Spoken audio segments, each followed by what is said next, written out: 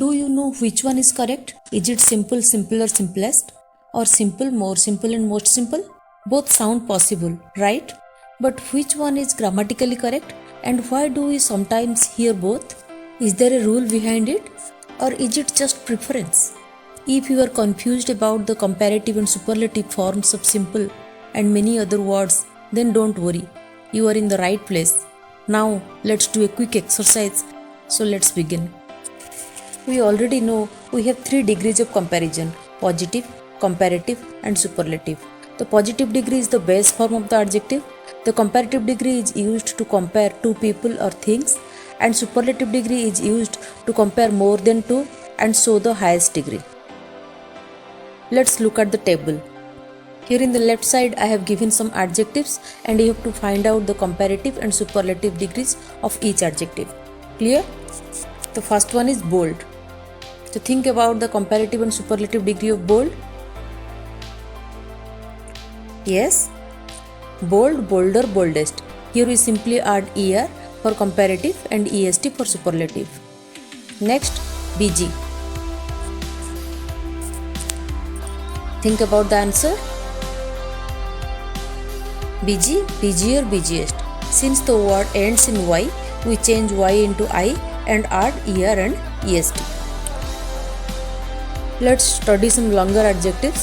The first one is generous. Yes, think about its answer. Generous, more generous and most generous. Clear? Now, foolish. Foolish, more foolish and most foolish. Then comes creative. What will be its comparative degree? Creative, more creative and most creative. Similarly, as I have already told you that in case of longer adjectives, we can use more for comparative degree and most for superlative degree. Okay. So elegant, more elegant and most elegant. Similarly, fortunate becomes more fortunate and most fortunate. For longer adjectives, we do not add er or est. Instead, we use more and most. Clear?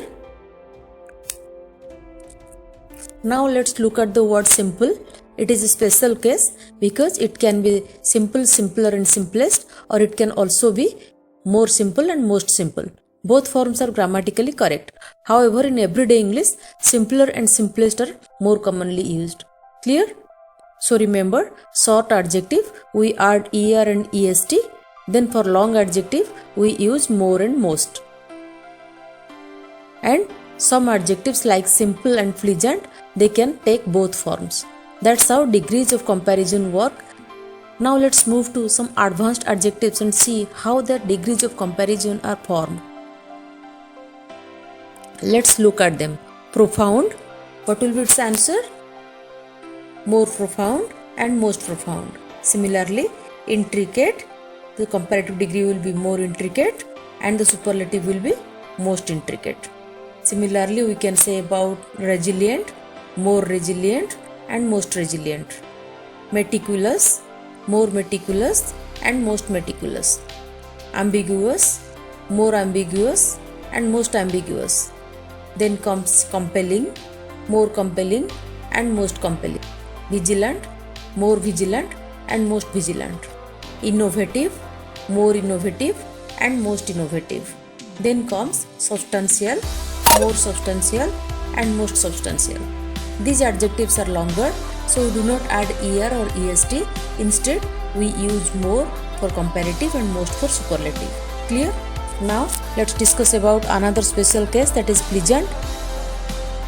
It can be pleasant or pleasantest or more pleasant and most pleasant. Just like simple that we have already discussed, both forms are grammatically correct. However, in modern English, more pleasant and most pleasant are more commonly used. So remember, long adjectives always take more and most for their comparative and superlative degree. Some adjectives like pleasant or simple, they take both the forms. So understanding these patterns makes your English more accurate and definitely more impressive. Clear?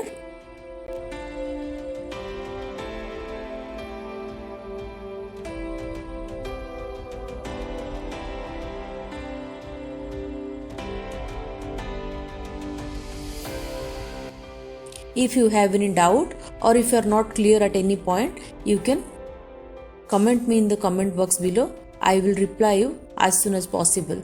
So this is the end of this episode. Finally, thanks for watching. Kindly consider subscribing my channel. I will come with new and informative videos like this in each episode. Do your work, believe in God, and stay positive.